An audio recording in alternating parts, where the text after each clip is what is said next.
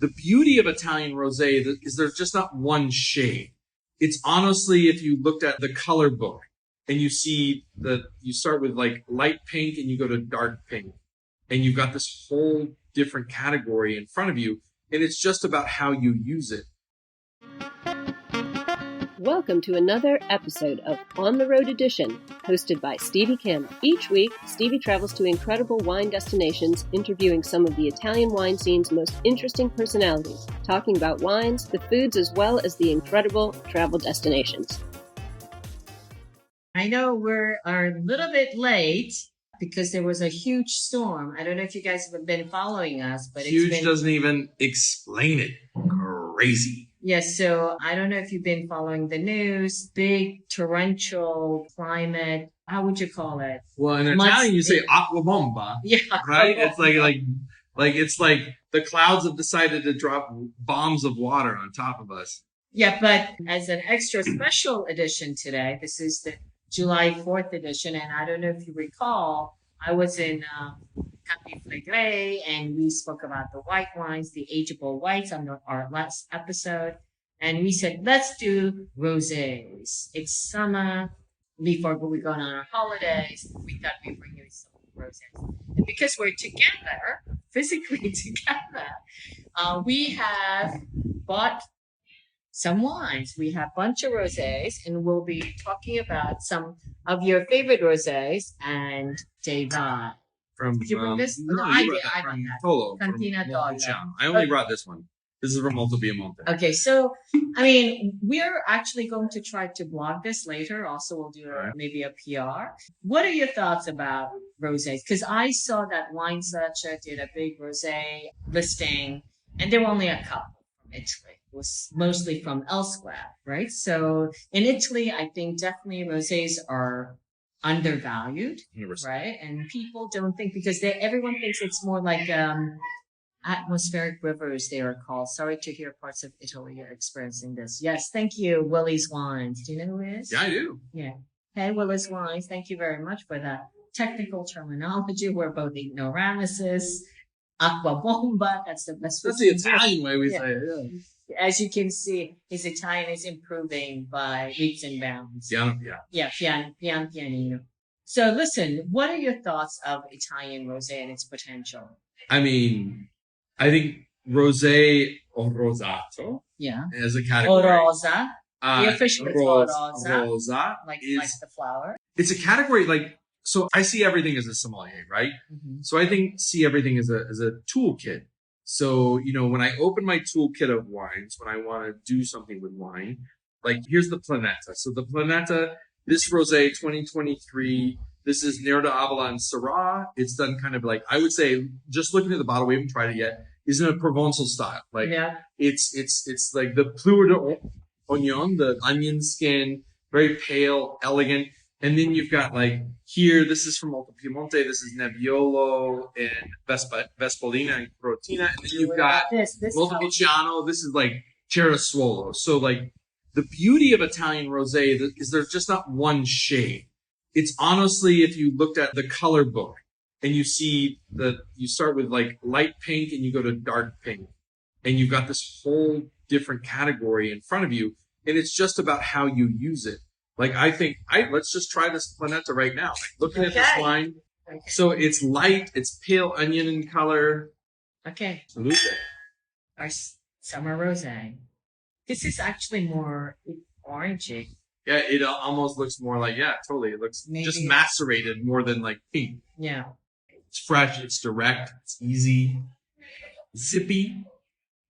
Is a fun word? Yeah, zippy is a fun word. But why do you think, the Italian rosés are so undervalued and they're not really on top of everyone's mind?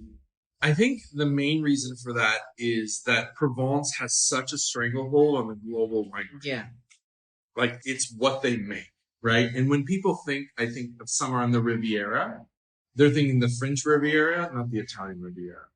If you're in Italy, that's where you're at. But I think globally, there's Cannes, Nice, Montpellier. There's that whole conca on the Mediterranean. And I think that's what we're thinking. And, they marketed that as such. I think with the beauty of Italian rosé is its diversity. The grapes are, depending on how you use them, are just, they're absolutely outstanding because they've got this freshness, this fruitiness, but then the really tart acidity. And this is across north to south. Like we're here in Lago di Garda. We're on Lake Garda today. We're in Lazise. Lazise, all right. Jinx, you owe me a rosé. And here in Lazise, we're in Bardolino country, right? So this is like or Chiaretto is the right. So Bardolino is the red, Chiaretto is the rosé. It just fits a really beautiful expression. What is your, like, how do you feel about it? Well, I feel like the Italians, I think they're coming around. As you can see, you see a lot more rosés now. But it was also always considered kind of like second class. Right. So Italians, if they didn't believe in it themselves, it was very difficult for them to also, sell it elsewhere. Right. They presented it as kind of the secondaries, B. I hope things will change because I think there's so much different variety of rosés, which I absolutely love. Speaking of Bardolino, we have one right here.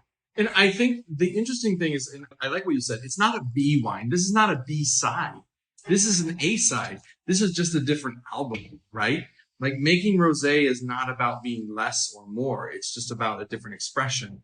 It's telling a different song. So this is, for example, it's the Chiaretto di Bardolino, quite typical. This kind of looks orangey too today. I don't know what's going on. There's a slight pink. We're in a little dark color. It's more like a salmon color. It is. And this is from 2022. Maybe that's why. Gentili. And it's a blend, of course.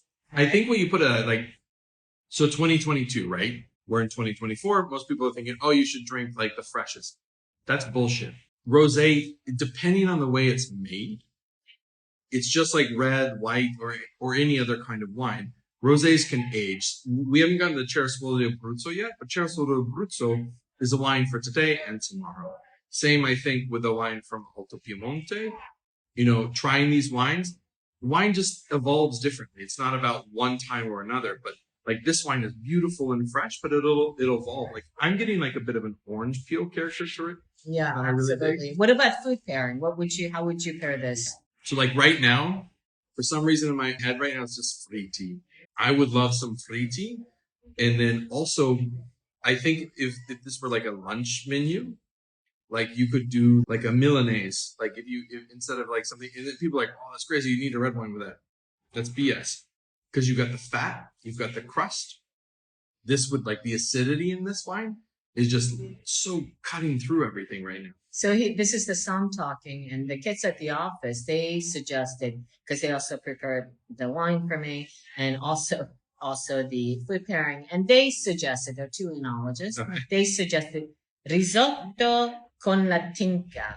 Tinca is a fish, right? Because the tinca, I believe, is a fish from this area. They're going to kill me. I have no idea where the tinca is from. I was hoping to read this over before. I'm going to ask Carla to look into what that is. And that was, that was Gentile. The Gentile.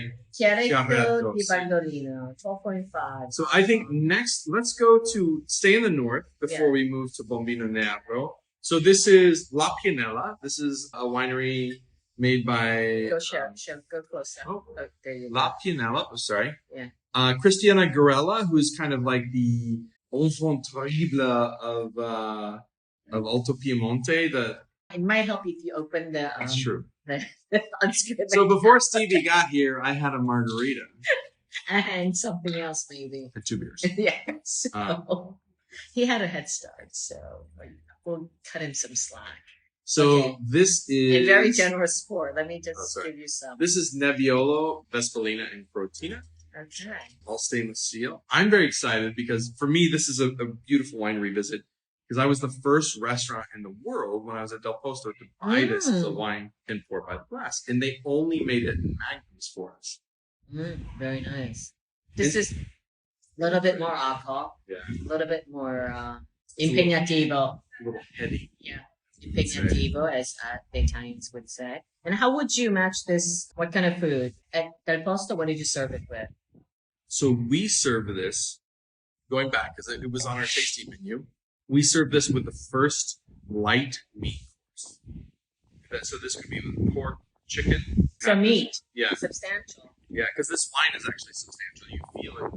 Because this is, again, it has Nebbiolo. It has some tannins to it. There's some textural components to the wine, even though it's 100% stainless steel. It's got volume, which I like. It's got corpacity. Okay. Alrighty. What do you think? I like it.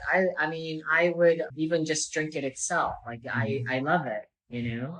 Would you say it's Nebbiolo? Would you? No. I think, the rosés are much more difficult. right, 100%. Right? I don't think this is something outside of Cersuolo di Abruzzo. Yeah. I feel like rosé itself, I am not adept in my wine tasting ability to like call out the varietal to the most extent, but because this is Protina and Vespolina in it, like those add little different jabs and shapes to the wine. Yeah, and it has much more bitter finish, this one. But yeah, I love this one. What we should do is we should do a wine tasting of rosés. I like that idea. Okay.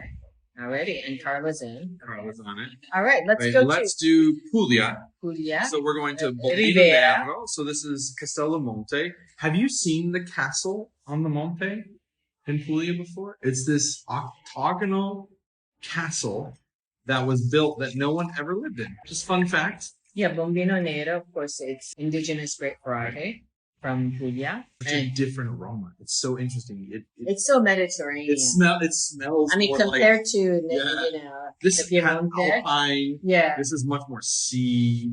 It might be also the barbecue aromas coming from the basement. but it smells very, very Mediterranean, this, right? I mean, tonight, it's interesting. So we're staying with a friend who's from Texas, like myself, and they brought some ingredients. Jessica Dupuy, who's a journalist and writing a book with Master of Wine, Andrea Lenardi. And she brought spices and foods from Texas because we had planned this before she came. Oh, that's fun. And so, like, I've been in Italy now for 6 months, and I miss kind of my home flavors. And she brought this, but I've always loved Bombino Nero. I'm not that familiar with Bombino Nero, I have to say. I've not had many Bombino Neros in my life. And there's a punch to it. Like, I think for me, like, this screams of, like, good summer barbecue. Like, this needs, like, costata. Like, imagine having the ribs off the grill with something like this. So my team, instead, they recommended orecchietta pugliese con pomodorino, fagiolini, e ricotta. That's a lot.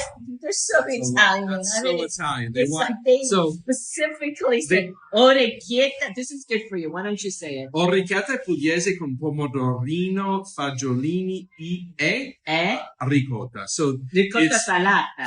Very ricotta. specific. So specific. I mean, this is so Italian. Yeah, they're too Italian. I just recommended pork ribs with salt and pepper. Yeah, so I want to give out a shout out to Valeria and Andrea from our enologist team. From Eat that shit out. Yeah, so it makes sense, right? It does. Like, I think Territory. you got the pomodorino, so Pomodorino. like the little small tomatoes, and like the fagiolini, so the beans. So you got this textural thing, the ricotta salata. You got a creamy and salty. It's ricotta salata is an interesting cheese because it's like a dichotomy. So you've got like this textural component, but with this hit of salt. And orecchiette is my favorite pasta shape because it's shaped like the ear and it's handmade. It's like the nonas make it. You push it with your thumb, and I love Puglia. Is like my favorite place in the world. Yeah, so a shout out to Manuela, who's Pugliese. Okay, all right. One more. Do we have any more wine? Where's the dumb one? We got Yeah. one more. Yeah. Don't worry. And we're gonna drink all of these later tonight because there's a few of us here, Okay. and I can't wait to see her drink a lot more. Okay. Who's driving? Me. Okay, so now we're going to Abruzzo. So this This is Italian. Italy. When we say rosé, it's Italy. Deva, Cerasuolo di Abruzzo. D'Abruzzo. So Cersuolo derives from ciliegi, which is cherry. And if you look at the color of the wine, it's as perfect as the cherry is picked. And in Abruzzo, so this is made from 100% Montepulciano. And for me, this is a wine, it really speaks to my heart. Like every time I have Cerasuolo. And you know, it can actually, you can see the color, but it can actually even be darker. Cerasuolo d'Abruzzo. So, you know, when you see a very, some of it is almost like, you know, darkest Pinot Nero. So this is a bit lighter, but These are wines that have more volume, richness. But the key thing about Rosé is, again, it's a tapestry of flavor. It's a continuum of color. You know, it's not just a thing for when it's hot outside. Is it delicious? Like, would I drink this all day long when it's... I was at the beach earlier today because I feel like this is a little long. You think it's off? Yeah. On the palate? On the palate. It's super rich. What do you think?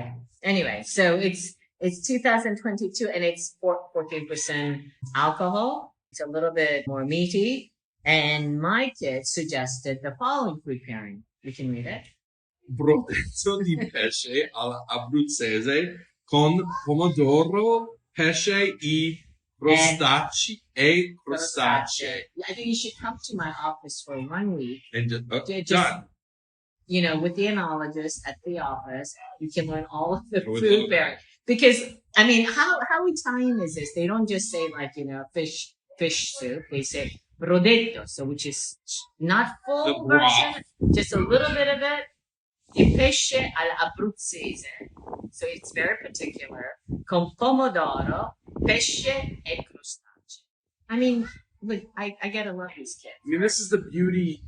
The thing that, like, my family and I, for those that don't know, we have signed up to stay here another year. We've extended our visa. We're very lucky in that the fact that we can continue to do this because my wife and my daughter both really enjoy it. And we're learning. We're learning so much about ourselves, the challenges to live in a different culture, but also the beauty of what Italy means. And that's the beauty of all these colors. It's exemplified within Rosé. So here's some other wines that we had suggested. Syrah, Addio Si Rosata, Stefano Americi. Love that. 100% Syrah. And the pairing is? Tarzar di Chianina, piatto delicato, così come il vino. I really wish we had this wine with us. Me too. Okay. But so it's interesting. I had this wine, but they couldn't find it. So Lambrusco di Sobarra di Frizzante Secco Rosata Radice Patrinieri. So it's funny. I have clients today because I also do like tours. Right. Like I help people like go visit things and restaurants and stuff. They were at Patrinieri today and they just texted me right before he came. They're like, we had the best time. So like, come visit these estates, visit these wineries because you get to have this. And so they recommended gnocco fritto con salumi. It's such a classic. But that you can have also not just sorbara, but with any lambrusco. It's the gnocco greatest food fritto. in the world. I mean, just give me gnocco fritto anytime. The other, let me see some others. We had Gracci. I couldn't find. Yeah, I have them. These are all the wines we have at the office, but they couldn't find it because we were running at the very last minute. So, okay. Crudite, gambara rosso, so red shrimp, di Mazzara, so that means from Mazzara del Valle. Yeah, very specific. That's it's like, that town. That's like the most You need the specific thing I've gambara ever rosso. seen. This is the food pairing, very special 4th of July food pairing. Crudite Gambero Rosso di Mazzara del Vallo. I don't even know where that is. I have no idea where that is. I think it sounds good to me. Usually, you know, I did 5 things about this wine with Gracci, and he had recommended 2, which I thought was interesting. So we have 2 more wines that my team had suggested, but we couldn't find it. One is VSQ Brut Pinot Nero Rosato Metodo Classico Monsuppello. I know this wine very well. It's 100% Pinot Nero. Yeah. And then Frittura sia di mare che di terra. Do you know what that means? Fried. So this is frittura, fried. Yeah, fried stuff. Yeah, fried something from the sea and the land. Yeah. So it's like fried stuff. Yeah, fried stuff. Anything fried goes, right? Whether it's fish. Okay, so what's in that? Tell me what would be from the terra? Will it be like fried pork? Yes. Fried chicken? Yeah, fried chicken, yeah. Why is this not like a staple everywhere? That sounds delicious. We have last wine that my team had suggested. Nusserhof. Okay, I'm going to Alto Adige on Friday. I'm going tomorrow. All right. Okay. So this is the Mitterberg IGT Lagrein Rosato from Nusserhof, 100% Lagrein. This is Canedeli. Canedeli. Yeah, you have to learn that before you go there. Canedeli Tirolese. It's from Sud Tirol and it's from Alto Adige. Canedeli. It's not like a dumpling? It's that dumpling. You know, so with Lagrein Rosato, they recommend. So they went with, the you like, if it grows there, it goes there. Yeah, so these are, and it's a wrap. Let's show the wines that, oops, I didn't know. That was me. Okay, can you grab the other wines? These were the wines that here we go. Okay. These are the wines that we tried today, but we are recommending a few others. Christiana Tiberi's Rosé is outstanding. Absolutely agree. And we are going to make some recommendation on our blog coming up soon. And it's a wrap. Until next time, we'll be having some barbecue. So, don't be jealous. Yeah. But we're together. Like normally I'm in Torino, Stevie's in Verona, and now we're here because vacation. Okay. For me. Well, for him, not for me. Ciao, ragazzi. Thank you for joining us on another episode of On the Road Edition, hosted by Stevie Kim. Join her again next week for more interesting content on the Italian wine scene. You can also find us at ItalianWinePodcast.com or wherever you get your pods. You can check out our YouTube channel, Mama Jumbo Shrimp, to watch these interviews and the footage captured at each location. Ching ching!